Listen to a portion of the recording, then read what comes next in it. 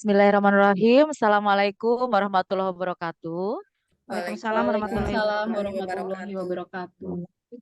Selamat pagi Bapak Ibu hebat. Kita hari ini bertemu lagi di Lokakarya yang ketiga.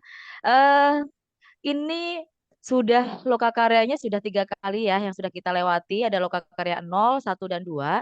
Dan sekarang kita sudah tiba di Lokakarya yang ketiga. Namun alangkah baiknya jika kita masih terus menjaga semangat karena perjuangan belum berakhir. Kita masih harus bertahan hingga nanti Lokakarya yang ketujuh. Baik Bapak Ibu, mohon izin buat saya share screen.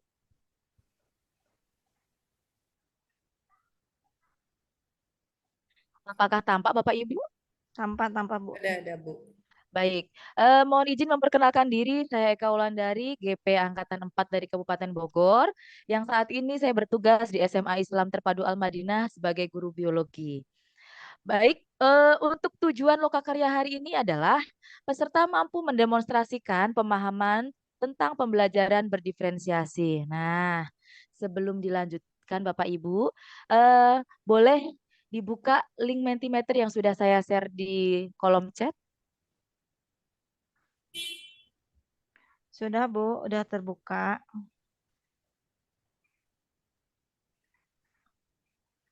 Udah Baik, Bu. siap. Nah, silakan pilih bagaimana perasaan Ibu Bapak hari ini. Sudah Bu, tadi udah diisi.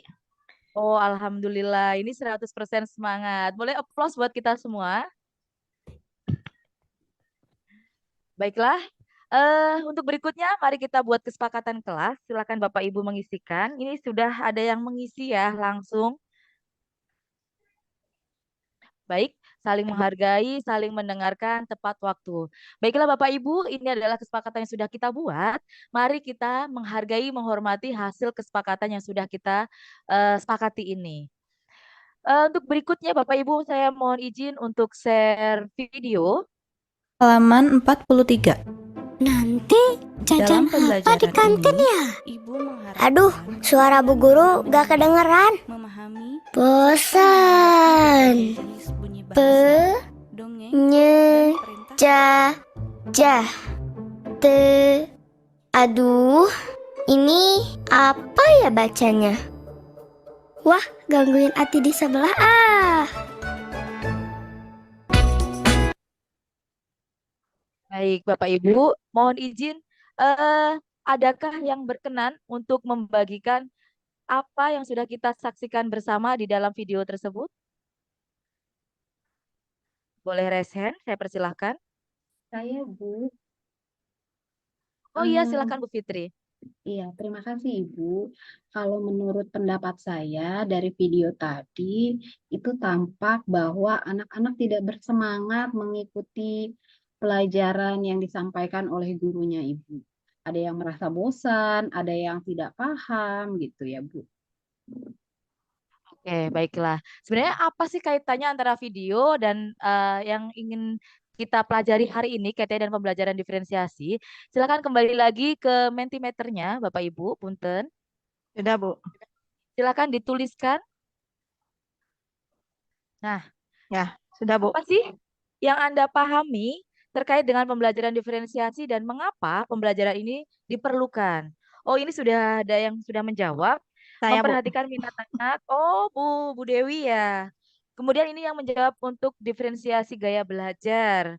Ada kaitannya dengan kesiapan anak. Oke, baik, boleh dijawab untuk slide berikutnya, Bapak Ibu. Oh, tergantung minat murid. Terima kasih. Mohon dijawab untuk slide berikutnya, Bapak Ibu, punten. Saya tunggu. Baik. Belum muncul Apa Bu. yang membuat iya, apa yang membuat kebutuhan belajar ini berbeda dan konsekuensinya dalam proses pembelajaran? Bagaimana penerapan di sekolah Anda masing-masing? Saya berikan waktu 1 menit cukup ya untuk mencoba mengisi sesuai yang sudah dialami Bapak Ibu.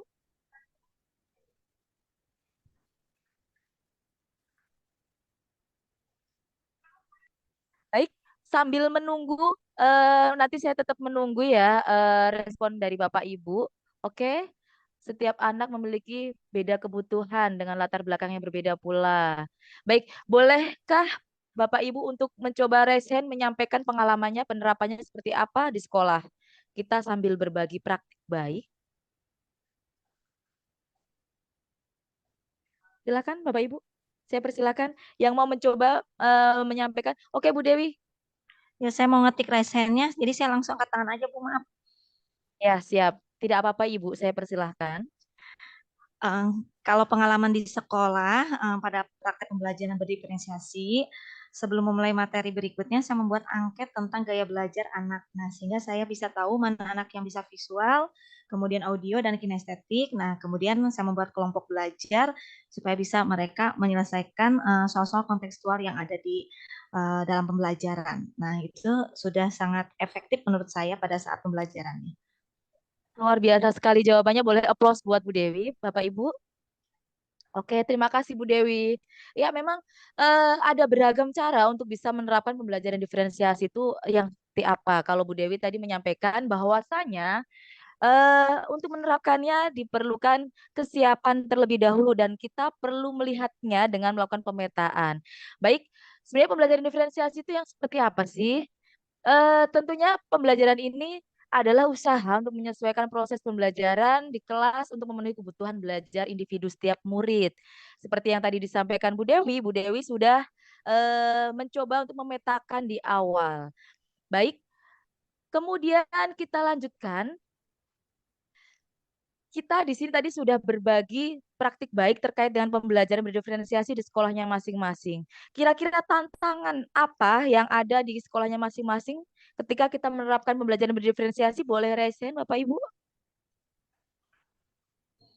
Tantangan ketika menerapkan pembelajaran berdiferensiasi di sekolahnya masing-masing. Saya persilahkan. Yang sudah dijalanin saja selama ini seperti apa? Saya, Bu, Oh, silakan Bu Fitri. tantangannya itu ada di waktu, Ibu. Jadi Oke, waktu ya. untuk mempersiapkan segala sesuatunya itu butuh waktu yang lebih lama, Ibu. Jadi kalau menurut Oke. saya tantangannya salah satunya ada di waktu. Oke, close buat Bu Fitri. Terima kasih Bu Fitri yang sudah berkenan berbagi kaitannya dengan tantangan yang ada di sekolah. Memang benar Bapak Ibu, waktu itu adalah salah satu kendala atau tantangan yang kita hadapi ketika kita melakukan pembelajaran diferensiasi di sekolah. Karena memang untuk melaksanakan ini kita butuh persiapan yang matang sehingga nanti ketika pelaksanaannya kita tidak mengalami yang namanya hektik dalam pembelajaran. Baiklah, untuk hari ini kita cukupkan karena memang ini sudah waktunya ya kita mengakhiri pembelajaran hari ini. Namun, boleh kita refleksikan terlebih dahulu apa saja sih yang sebenarnya kita pelajari hari ini? Saya persilakan buat raise hand. Silakan Bapak Ibu. Kita refleksikan pembelajaran hari ini. Apa saja sih sebenarnya yang kita pelajari dalam pembelajaran diferensiasi itu untuk pembelajaran hari ini? Saya persilahkan. Saya lagi boleh, Bu? Oke, silahkan Bu Dewi. Ya, jadi refleksi pembelajaran hari ini, jika kita ingin menerapkan pembelajaran berdiferensiasi, tentu kita harus melihat dulu kebutuhan anak dengan melihat kesiapan belajar anaknya, kemudian minatnya dan gaya belajarnya, sehingga kita bisa menciptakan pembelajaran yang berpusat pada murid. Baiklah, applause buat Bu Dewi.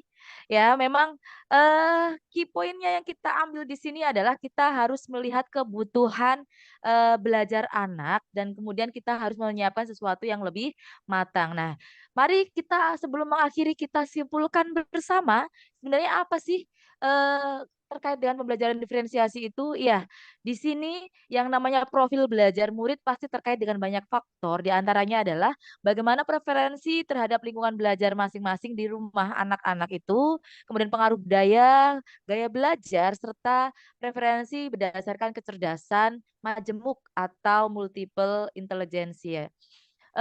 Kemudian yang terakhir perlu dipahami bahwa yang namanya pembelajaran berdiferensiasi ini adalah mengidentifikasi seperti tadi yang disampaikan Bu Dewi, memetakan kebutuhan belajar murid tidak harus dengan melibatkan sesuatu yang rumit. Nah, kita bisa memperhatikan dengan seksama melalui hasil penilaian formatif ini juga sudah cukup sebenarnya Bapak Ibu ya.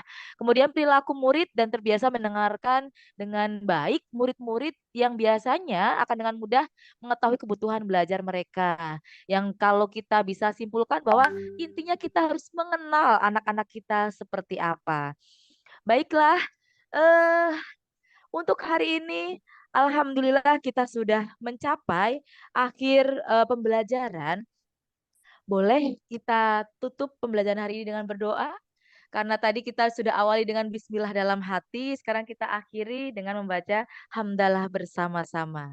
Alhamdulillahirabbil alamin. Alhamdulillahirobbilalamin. Semoga apa yang kita pelajari dapat memberikan manfaat kita tidak hanya di dunia namun juga di akhirat. Tetap semangat Bapak Ibu hebat. Terima kasih untuk pembelajaran hari ini, untuk Loka Karya hari ini. Tetap semangat karena kita masih akan melakukan perjalanan panjang bersama. Terima kasih. Wassalamualaikum warahmatullahi wabarakatuh. Mohon maaf bila ada yang kurang berkenan. Waalaikumsalam Waalaikumsalam warahmatullahi wabarakatuh. wabarakatuh. Terima kasih Bu Eka. Sampai ketemu di Lokakarya berikutnya. Terima kasih Bu Fitri, terima kasih Bu Tatin, Bu Dewi. Saya